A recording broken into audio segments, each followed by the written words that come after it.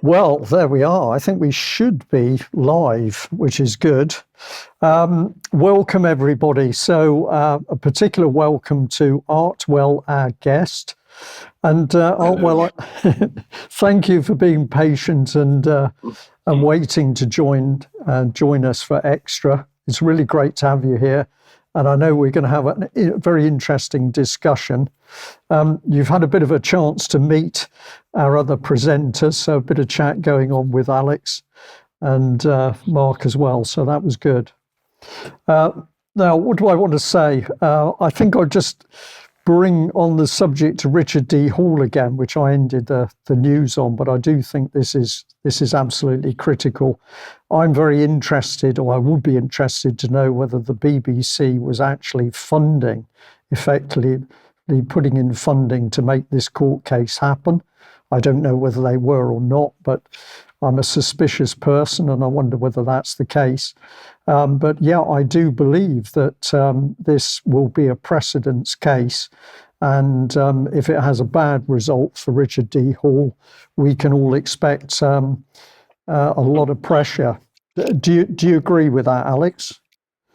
I do, because this is quite an outrageous application. It's an application for summary judgment this afternoon by the claimants, and they are saying that Richard D. Hall's analysis and opinions in broadcasting were tantamount to harassment. But they're not content, and we know that, well, we feel that they have been put up to it by the BBC and the Mariana Spring contingent, as we've reported in the past. But however, be that as it may, even if it's genuinely aggrieved people who have, were not put up to it by anyone else, it takes quite some chutzpah to apply to a court that Mr. Richard D. Hall must not be allowed in any future trial to bring his evidence to bear, because he's already upset them. Okay, we can understand that from their perspective. That is tantamount to harassment. No way, Jose. But they go on to say that there is no merit in his research, and because there would be very likely no court judgment in his future, in his favor in future, if his material were brought into a public hearing, therefore he must not be allowed to bring it into the current proceedings against him, because apparently a public inquiry has already done a stitch-up and said that Mr. Hall's version is wrong. Therefore, this evidence must never see the light of day in a court.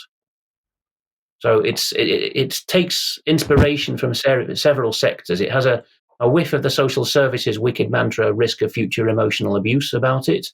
It has overtones of this is not good for das Volk. It's not in the greater good or public interest.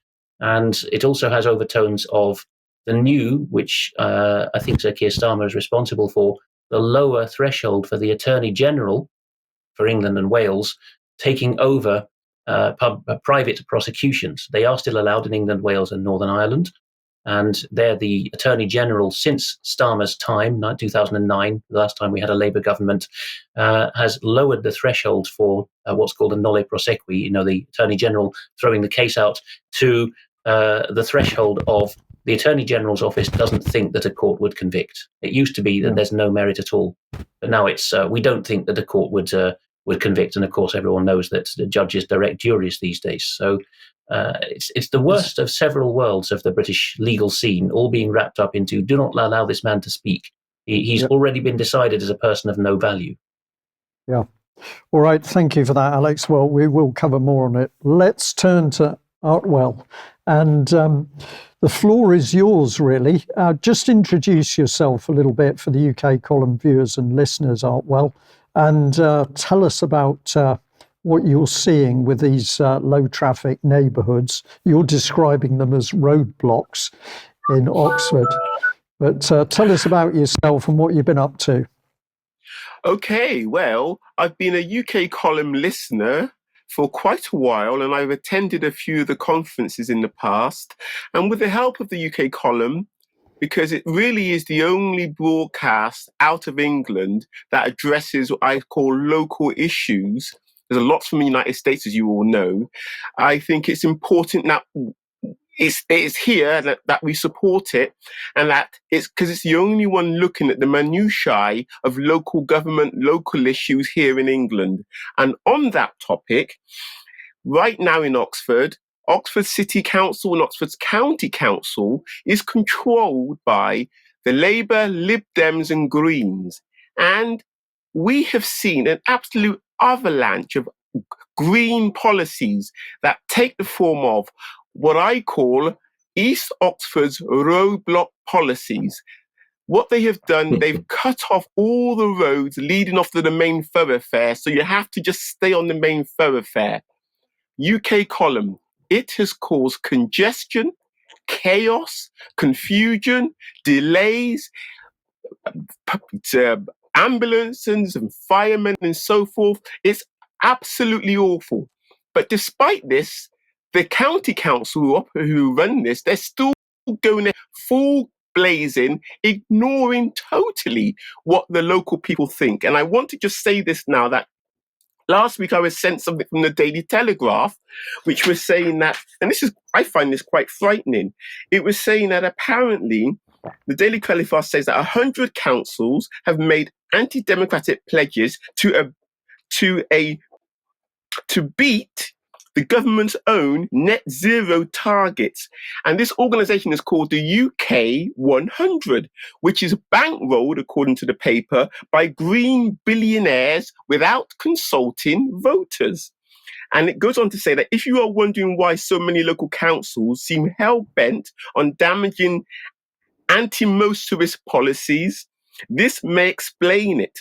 And I feel in Oxford, this is exactly what we've got. The article then goes on to say, if you want to find out if your council has these consultants who come from these UK 100, put your email in. So I put your postcode in. So I did. And of course, without any surprise to any of you gentlemen, Oxford City Council has signed up to this UK 100 bankrolled by green billionaires. And it explains why we can't seem to get any traction. I really want to say, and I really want to encourage with all my heart, UK column viewers, it's local elections in about 3 months' time. Please consider standing as an independent, because it's the only direct way that you have of trying to make an impact. And here in Oxford, let me just give you a quick example. Here in Oxford, we are controlled by Liberal Democrats, Green and Labour, which means if you are opposed to the East Oxford roadblock policy, come the local elections, you have nobody to vote for.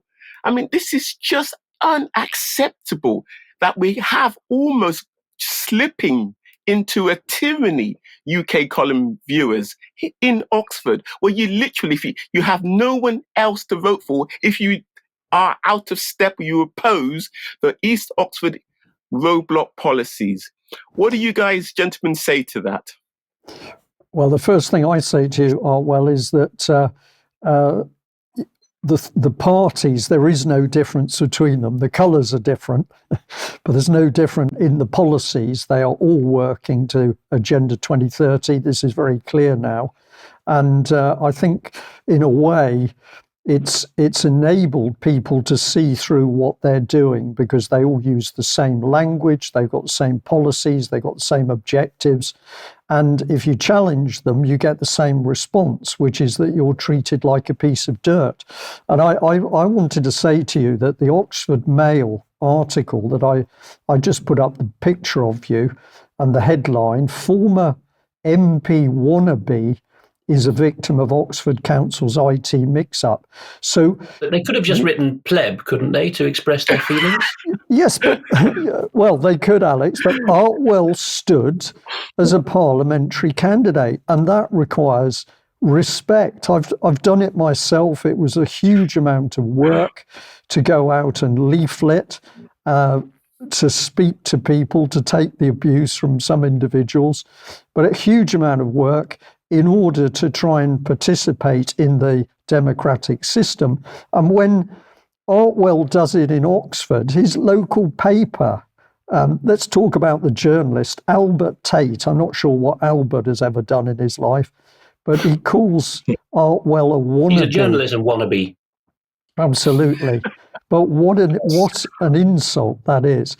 Artwell, just explain why that article was written, what you had been trying to do, and what you discovered was happening to your communications with the local council.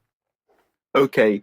As part of the UK's column's influence on me, I've been speaking at full council meetings, which I hope everybody knows happens 4 times a year.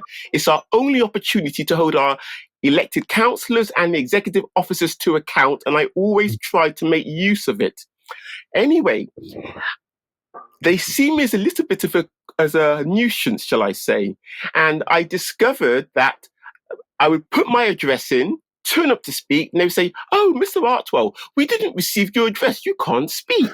Now, this happened at 3 occasions, and on the third occasion, I really got rather angry, demanded an investigation, and it turned out that Oxford City Council, when I sent my address in, they were sending it to an unmanned BOP somewhere in cyberspace so that they could then claim with plausible deniability not to have received my address and therefore disenfranchising me with credibility, which they'd done for 9 months. As a result of my complaints, they apologized and so forth.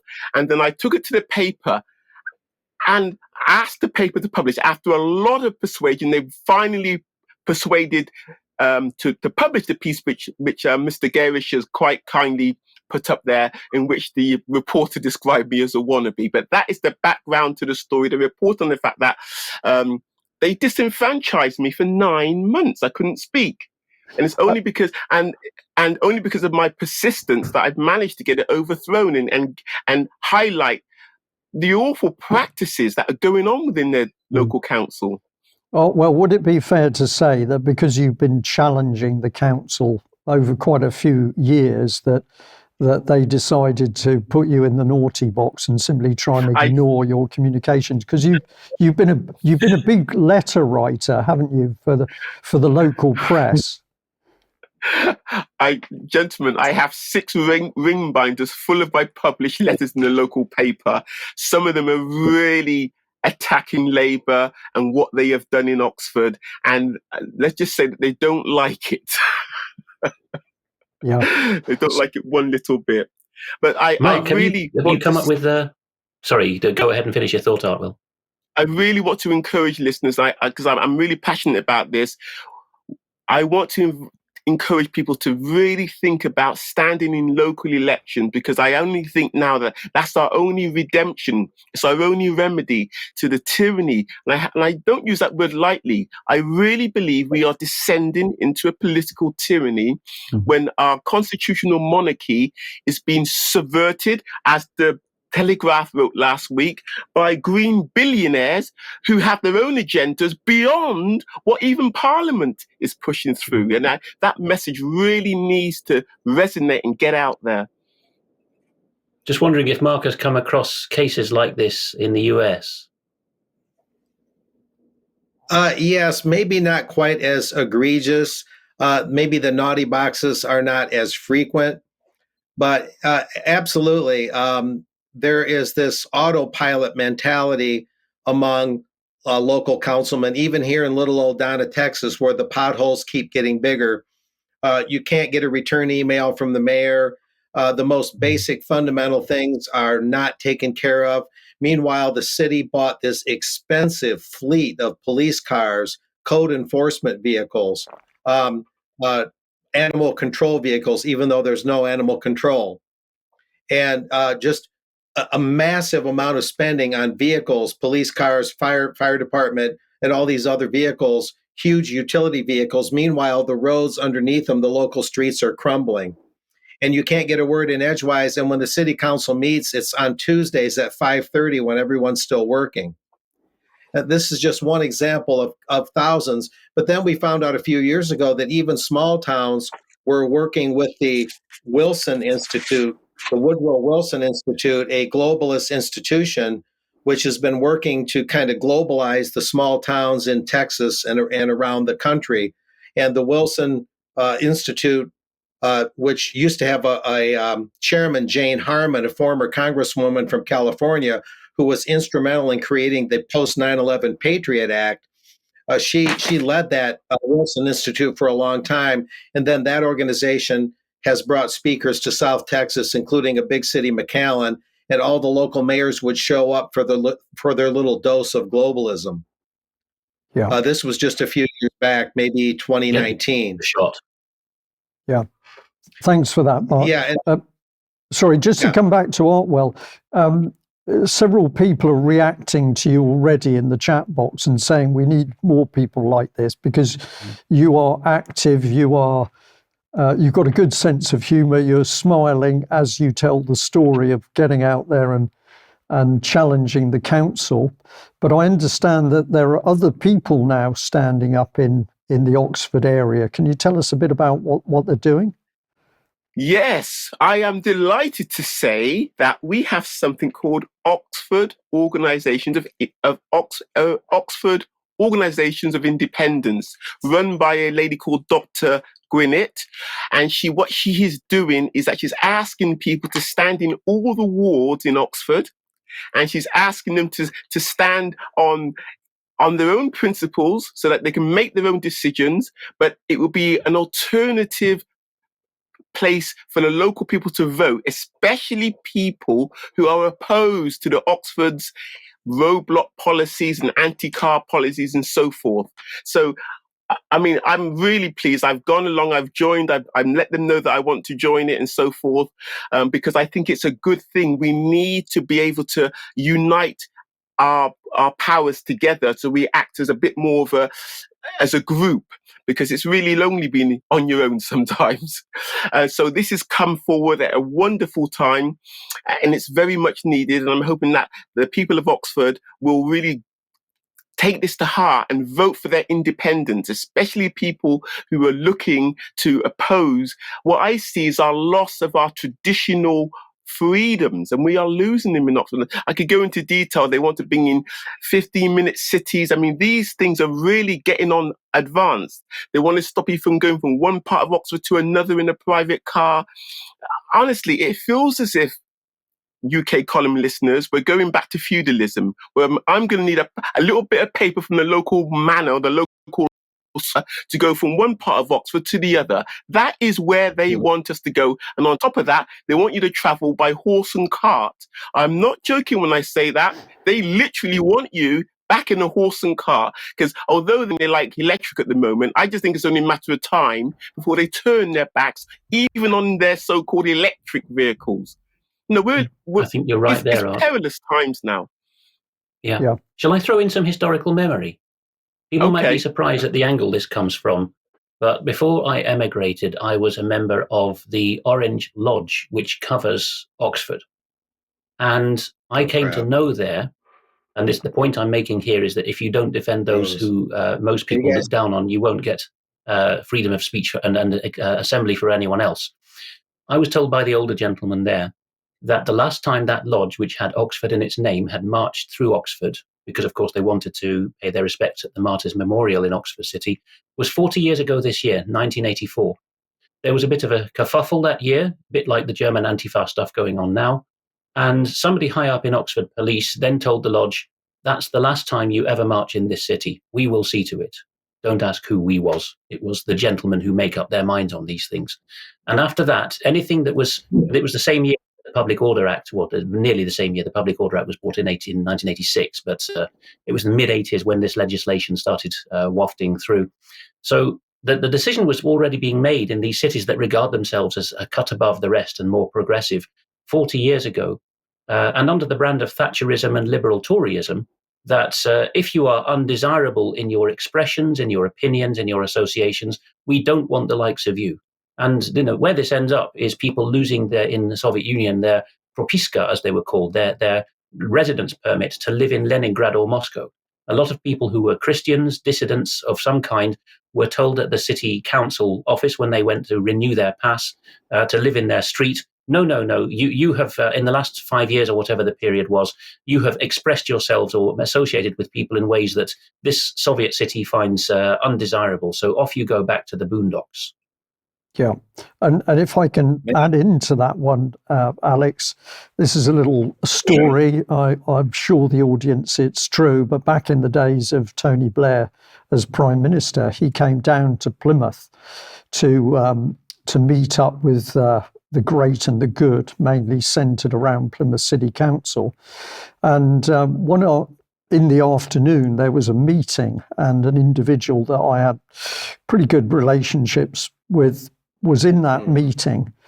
And I think it was about 4:45. I got a call from this individual to say, Brian, I just got to tell you, what I've heard is incredible. And what this person said to me is that Tony Blair had been in this meeting where the then chief executive of Plymouth City Council was talking about how the city would be divided up into areas. But the person said to me, the thing was the language they were using in talking about zones and sectors, it sounded almost military. And then they said, to my astonishment, they were talking about which class of people would be allowed to live in which area of the city. And there was a bit of discussion. And then the chief executive said to Tony Blair, well, the only thing is we're getting quite a lot of pushback from people. They are challenging us. And Tony Blair looked at the then chief executive and said, you have been given special powers and you should use them. And what Tony Blair was referring to was I think they'd come in a little while before, but this was the act to do with powers to local authorities. I can't think of the exact name of it. I think it was called the Localism Act, wasn't it? Which in a nutshell it reversed English law and US law on this point, that it was, although a council's a public body and hence can do nothing except what it's given specific entitlement to do by the law, that was reversed to put into law the sentence that a local council can do anything that a natural person can do, which makes a mockery of the idea of public law. Yeah. So the person who was relaying this to me was actually disturbed by what they had heard in the meeting. They found it very spooky and very frightening that Tony Blair and others were talking about this draconian control within a city. Mark, you've got something here, I think. Well, thinking about the mentality of Oxford and Tony Blair and all the powers that be with regards to the primer on AI that the World Economic Forum discussed at its annual Davos Confab, January 17th, that I mentioned in the regular news. So this is the mentality, basically making cities into these military garrisons, at least in terms of their structure, with sectors and all that, and having free speech be non-existent. And so this is where AI would come in with surveillance. To surveil whom on behalf of whom becomes the question. And you're talking about a class system, a rigid class system. Some might even call it a caste system. And you're talking about getting permission to go from one place to another, and possibly going back to horse and buggy in some instances and things like that. This is the milieu, or this is the context in which they're talking about, well, we need AI to be inclusive. This was another comment at the World Economic Forum primer on AI. Inclusive. Everything we're hearing is the exact opposite. This is all about exclusion, except all for the cream of the crop of the elite. That's the sum and substance of what we're hearing from our guest and from other UK column investigations. Yeah.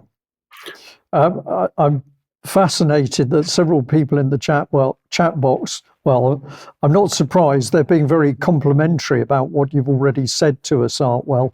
And then somebody's just posted, this should have been on the main UK column news. And somebody else said, yes, this man should be talking to UK column news. Well, we'll let the audience into a little secret that we are indeed planning to do this, but to enable Artwell to sort of come in gently in a relaxed environment with the UK column team, we suggested that he joined extra time today. So, Artwell, I'll just give you that little bit of feedback that I can see on screen here, that a lot of people paying attention to you. Thank you. You can't tell you how marvelous it is to have such wonderful people saying great things about one. I want to say something though, because something happened over the weekend that I'm rather disturbed about. I am disturbed that a jury of 9 men and 3 women found the young man guilty of downloading templates, which essentially were about patriotic stickers up in Leeds Crown Court. That's Sam Mellier. Worse than that, they said that even though what he said was accurate and truthful, I can't believe, men and women, that truth is no longer a defense in the English judicial system. I'm scolded by it.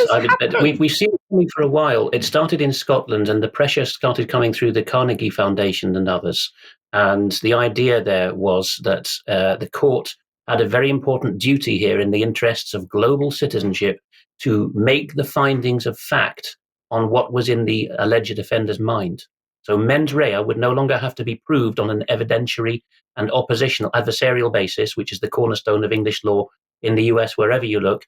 No, from now on, the court, in no uncertain terms, starting in Scots law but spreading, would say you are clearly guilty because, and here's, as you say, Art, here's should we say the litmus test of it. The only question here is, was he a naughty boy in his mind? Because the jury found, as you said, that the stuff was lawful. Oswald Mosley's books are not unlawful. The stickers do not express unlawful or inciting sentiments. And yet the judge said, you're going to have to find him guilty because he's a bad boy. And like a bunch of English sheep, they rolled over and did so.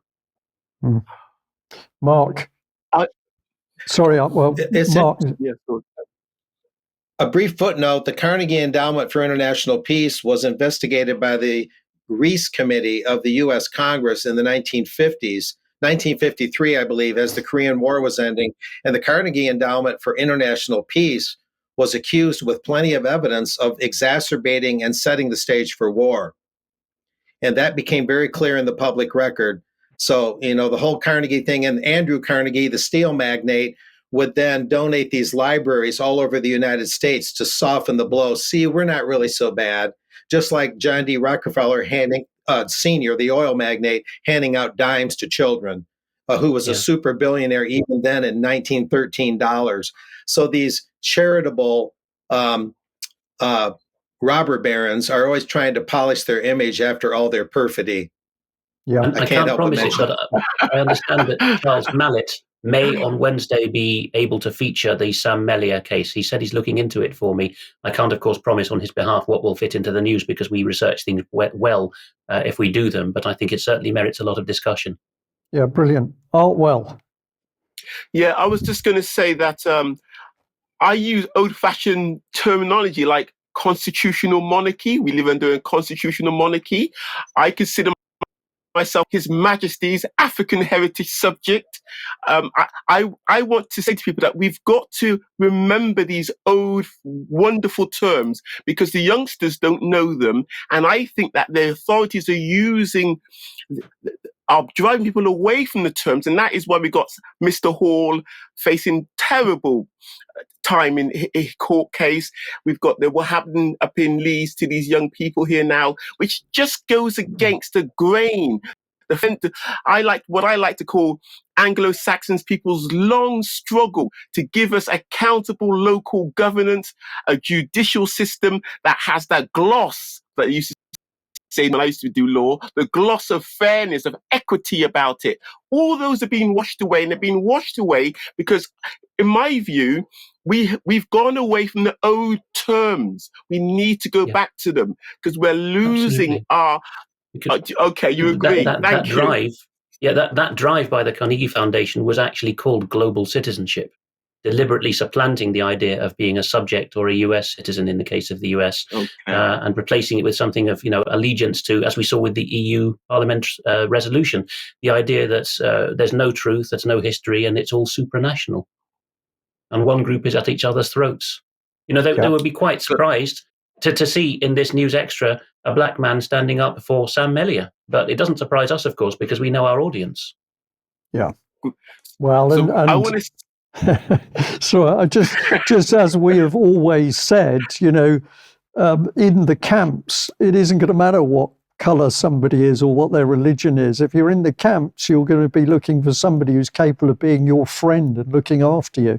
So I am actually encouraged by the way that we're actually seeing divisions fall away, because people are now starting to sense that something very nasty is installing itself in the country. So I think we've really got an opportunity to bring people together. The other thing I just want to say, and I am clock watching now, is that in local politics, the thing which people forget is that the local councillors and even the local authority officers invariably live locally. And therefore, when you start to put them under pressure, they feel uncomfortable pretty quickly, because, of course, if you accuse them of things which are correct, what you're saying are true, that starts to spread amongst their local friends and contacts in their local community. And boy, they get nervous pretty quickly. So if you change local authority figures, they, of course, then are capable of changing the power base in the political parties' in the national political parties' local power base. You deal with the councillors, you're already starting to deal with the national political parties. That's how I see it. May we close with a very brief clip from an American town hall meeting up in Burlington, Vermont? It gives away rather more than the young lady intended. I Sure. think we got that ready to roll. I hope, Stephanie, if you can manage that. How appalled I am that people are bringing up the Holocaust. Do not use other genocides to describe this one. I have been... Oops. Yeah. Interesting. Do need to explain sure. it in case people haven't got it, but it's... It's to do with a resolution being taken at local level on the disproportionate, as many people find it, use of violence against the people of Gaza, whether or not Israel has a right of self-defense, which is now something the ICJ didn't want to rule on expressly. But she said by her incautious wording that she was accepting that this was a genocide going on in the Gaza Strip. And then she covered her mouth as she realized what she'd done. Yeah. Okay. If I may, Go on quickly. yeah, the Foreign Affairs article that I referenced early in the main show about a next global war that just came out in that CFR journal, it used that same language that this is a war in the Middle East. Again, trying to say that there may be a next global war. Of course, there'll be rumors of wars to propagandize us. That's the ongoing war. Our own nations are working against us, so that's far worse than wars between nations, because that's theoretical, while our own nations oppressing us is real and every day, as we've described in so many ways. But that article completely misrepresented in Foreign Affairs this whole thing, calling it a war in the Middle East. It is not. It is a completely disproportionate and genocidal procedure and operation by the Israeli army. Meanwhile, we're going after the Houthis for interfering with shipping, international maritime shipping, and not getting Israel to stop its genocidal behavior. The contradiction there and the hypocrisy is just too thick to navigate. Okay, Mark, thank you for that. Oh, well, have you got any closing thoughts on any of those subjects? I just want to say that we live in a constitutional monarchy, not a democracy, and I think people keep getting those things mixed up all the time. I totally agree with the last sentiment about England. I'm very ashamed, viewers, that we are bombing one of the poorest countries in the world for interfering with shipping whilst ignoring, and I'm concentrating on the 7,000 young children that I see being pulled out of buildings and so forth. And it's so horrible. I can barely watch it sometimes. The disparity in what we're doing now with our foreign policy with Lord Cameron needs to be really looked at closely. I'm sure UK Column will do that anyway, but I agree with the sentiment that's been expressed. Okay, right. Thank you very much for that. Well, I'm going to say to you all, we're out of time. But I would just like to say to the audience that many of you are asking us to do more. There's been some comments today where people are talking about UK column putting on things in evenings. My response to that is we are very, very keen to expand the UK column, but we need your help to do that, because to expand our capacity invariably means that we need more people, and that means that we have to have more finance coming in. So if you really value us and you want to see us expand, then we have to say to you, please help us to gain new members, because this is the most important source of income for us. And we know that you've been good to us over a great many years, but I will also say to you, we sense that we are at the moment under great pressure. There is a backlash against media such as the UK column. There are many people who are poking very sharp sticks at us. They don't like what we're doing. They don't like the effect we're having. So we'll say, if we want to push all that to one side and expand the UK column, then we need help from our viewers and listeners to bring in those additional members. And I'm not shy of saying this, because it's only by getting stronger that we'll be able to do more and also help people who are embroiled in battles with the establishment themselves, such as Richard D. Hall, for example, but there are many other people. Okay, we've got to end it there. So I'm going to say, Artwell, thank you very much for joining us. It's been really great to have you on. And we will look forward to getting you onto the UK column news for some comment. I'll be talking to you about that. Mark, thanks for coming in from the States, and enjoy your coffee and bagel, which I'm sure is coming up. And Alex, not sure what you're up to now, but thanks for your time. We'll end there. Herrings. Herrings. See you later. Soused herrings and Geneva was the killer dish I remember from my time in Holland. We'll end there. Thanks for joining me. Bye-bye.